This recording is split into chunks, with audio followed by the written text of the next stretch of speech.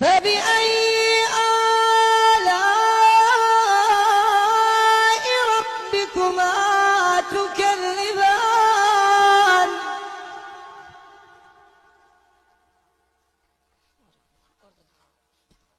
وله الجوار المنشآت في البحر كالأعلام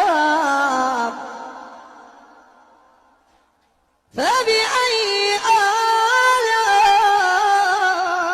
آلاء ربكما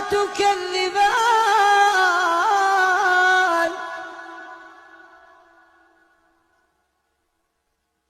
كل من عليها